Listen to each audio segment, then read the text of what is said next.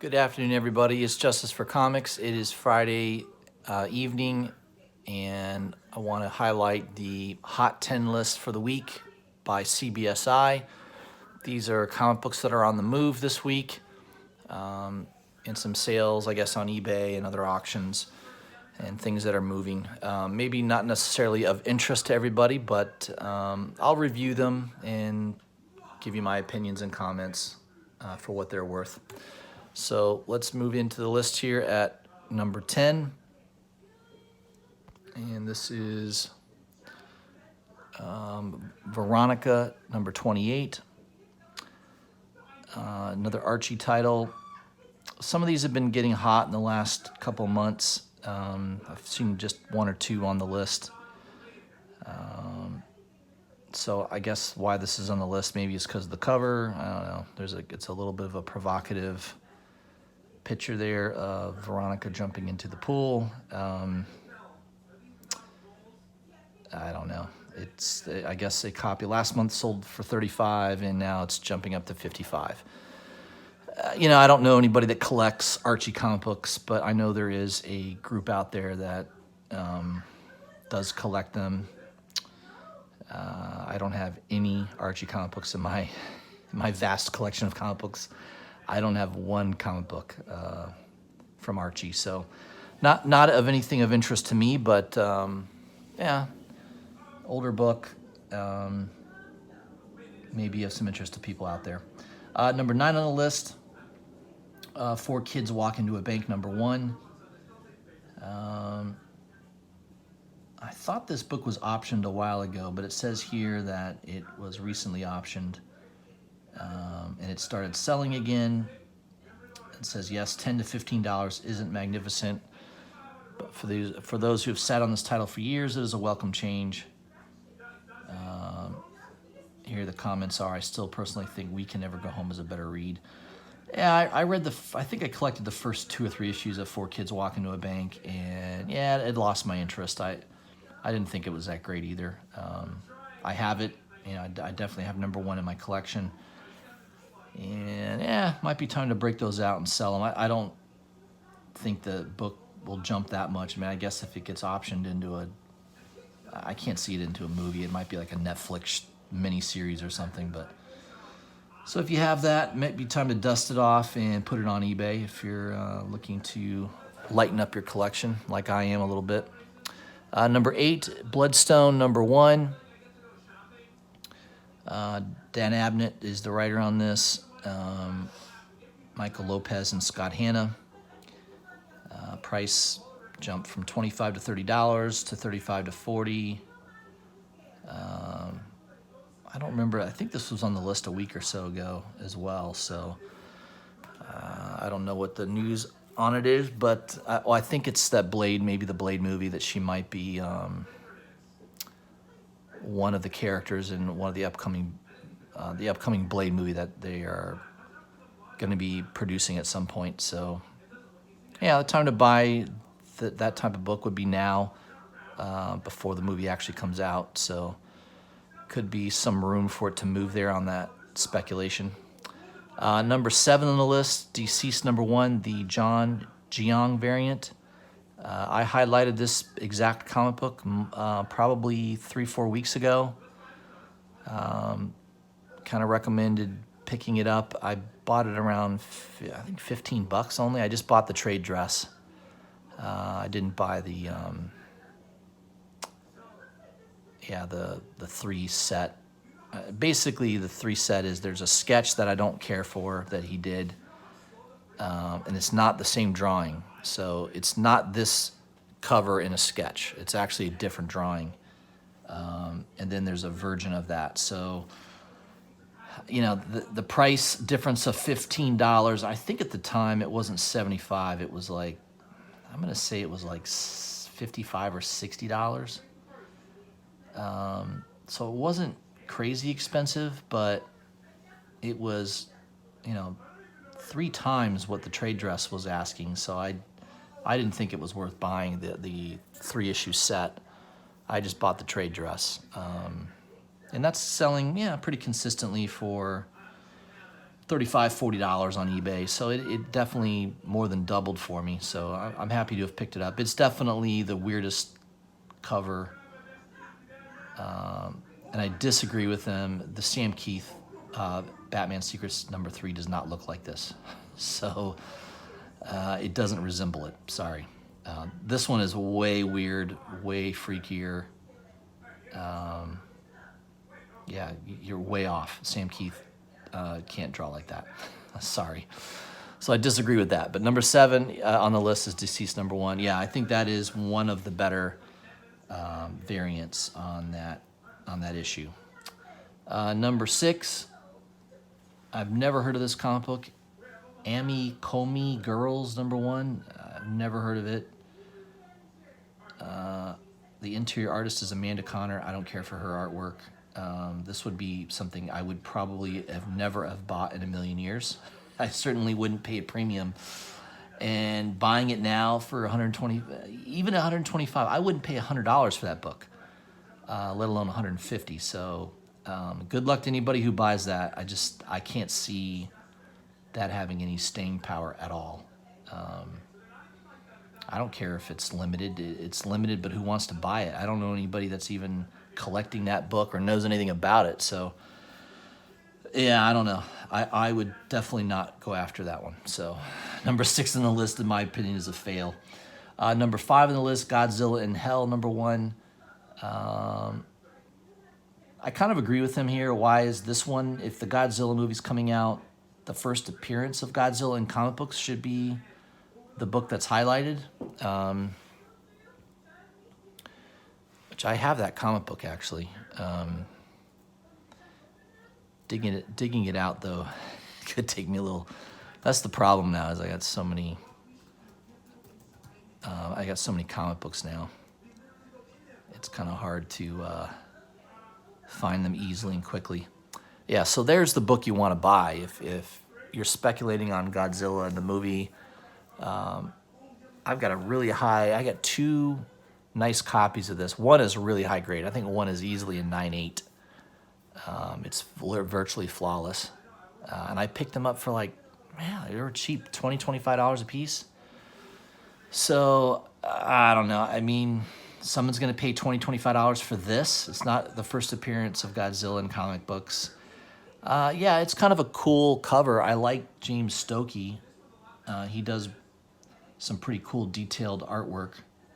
I do like him as an artist, but yeah, I mean, if you want to buy a Godzilla book, buy this one. This is 1977. It's an older book. I think there's way more value in owning this book for $20 to $25.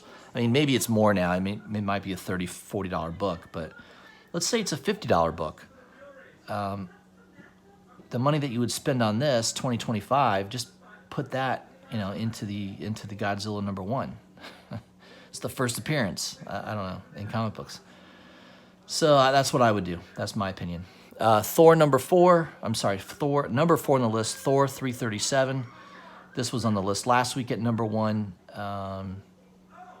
This is all based on the fact that Beta Ray Bill will be in the next Guardians of the Galaxy 3 movie. I think this is a very overrated book. And you know how you know this is if they put out a Beta Ray Bill comic book right now, would anybody buy it? The answer is definitively no. So this is not a major character. This is not a comic book that should command $600 to $650 for a 9.8. Granted, it's a white cover, so it's probably condition sensitive. That's probably a $200 premium easily, is the fact that it's probably hard to get a 9.8 in that book. But it's not a character I would ever go after and pay really good money for. Maybe 3, 4, 5 years ago, you could have picked this up in high grade for $50, $60. I think you could have. That was the time to buy it. I didn't buy it. I think I have his second appearance. I think I bought it. Came in a collection or something that I bought. So, yeah, in my opinion, this is a very overrated book, and I would not go out and hunt this down and pay a premium right now. I just think it's very overvalued. Number 3 on the list, this is another overvalued book, All New Ghost Rider #1, the Trad Moore 1 in 50 variant. It's got the skull head. I mean, it's kind of a cool looking cover. I don't think I would pay $575 for a 9.8. I think that's stupid. Really? $575? Raws are now $200 plus. This is just, this is stupid. Take your $200 and go buy Teen Titans #2, the first appearance of Deathstroke. You can get a beautiful 9.0, 9.2 for around $200 to $225. Why would I spend $200 on this book that is relatively new? Yeah, okay, it's a 1 in 50, so there's a little lower print run of that book. But who cares about that character? It's not the original Ghost Rider. I don't know. I feel like I'm ranting, but $200 for that book, a waste of money. I would rather spend that $200 on a older key book like first appearance of Deathstroke. That book is, in my opinion, way undervalued compared to Ghost Rider #1. It's only a few years old. Ridiculous. Number 2 on the list, Incredible Hulk 449. First appearance of Thunderbolts, rumors of a movie. I don't think that's going to happen. I mean, unless you had somebody like James Gunn.